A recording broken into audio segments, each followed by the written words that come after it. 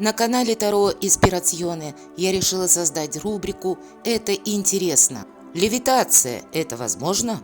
Нам, живущим на пороге эры Водолея, скорее всего, предстоит в последующие годы узнать очень много нового из области иррационального. И если нет веры, невозможно допустить невероятное. И наоборот, если эта вера есть, то нет ничего невозможного. Сан-Джузеппе да Купертино родился в 1603 году в небогатой семье. Его отец умер до его рождения, однако семейный дом был уже конфискован в счет долгов, а сам Джузеппе, увы, родился в конюшне. Сан-Джузеппе был вынужден оставить школу из-за продолжительной болезни, поскольку в течение 4 лет он был прикован к постели. В последующем он чудесным образом исцелился, благодаря глубокой вере и посещению с матерью храма Санта-Мария-дель-Анджели.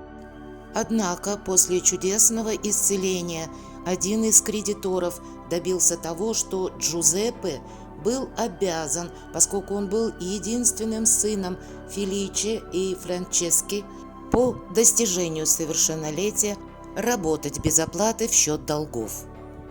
Джузеппе отправляют к дяде, и он становится учеником сапожника. Джузеппе рос особенным мальчиком, его часто захватывали видения, и эта непохожесть оборачивалась презрением окружающих. Но, чувствуя тягу к религиозной жизни, в 1620 году он обратился к монахам-францисканцам, но получил отказ, так как не имел должного образования. Особенно сложной им удавалась латынь. К наукам Джузеппе был крайне невосприимчив, что служило причиной насмешек над ним. Затем он обратился к монахам ордена капуцинов, и его взяли в качестве брата. Но и там он не смог задержаться. Причина – видение и экзальтация. Своего рода экстаз делали его непригодным для возможной службы и выполнения возложенных на него обязанностей. Это было не что иное, как левитация, и первые левитации были во время участия в мессе или во время богослужения. Среди простых людей Джузеппе быстро становился популярным, однако высшее духовенство видело угрозу, поскольку объяснить, какая сила поднимает человека в воздух и позволяет ему летать, парить, они не могли. Сан-Джузеппе часто чудесным образом поднимался с земли и парил на глазах у недоверчивых братьев. Объяснить это явление во времена средних веков и инквизиции было практически невозможно, и происходила эта левитация именно во время богослужения. Во время мессы Сан-Джузеппе случались видения и своеобразный божественный экстаз, во время которого он отрывался от земли. И объяснить это было невозможно ни раньше, ни теперь. Однако случаи левитации становятся все более частыми. На Джузеппе донесли инквизиции, поскольку полет или левитация приписывались колдовству. По приказу в 1639 году его переводят из одного в другой францисканский монастырь, где он жил долгие годы под надзором. Всю жизнь свою он практиковал суровый аскетизм. В 1957 году Джузеппе разрешают вернуться в Осимо.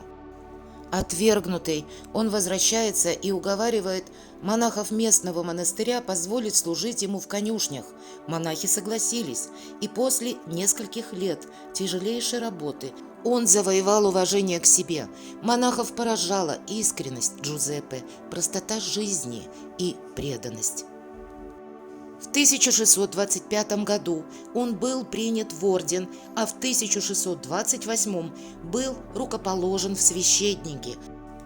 В 1753 году Сан-Джузеппе был беатифицирован, а после канонизации в 1767 году его останки были помещены под алтарем. Позолоченные ангелы держат стеклянный саркофаг со святым в монашеском облачении. Любопытен тот факт, что, несмотря на отсутствие интеллектуальных особых способностей, благодаря помощи Девы Марии Сан-Джузеппе дважды смог сдать важные экзамены, которые позволили ему как раз и получить этот сан священника. И сегодня студенты обращаются молитвой к его помощи, столкнувшись с важными испытаниями. Об этом свидетельствуют многочисленные дипломные работы и университетские буклеты, которые оставлены студентами в качестве приношения, в знак благодарности, ведь Сан-Джузеппе – покровитель студентов, а также Сан-Джузеппе – признанный покровитель авиаторов. Сан-Джузеппе на практике был тем человеком, который пришел в этот мир и столкнулся с жизнью без надежд. Сан-Джузеппе имел серьезные проблемы со здоровьем еще в детстве. Страдал рассеянностью и недостаточностью памяти, не имел семейного богатства. Взамен он получил от Бога великий дар харизмы, проницательность и дар левитации.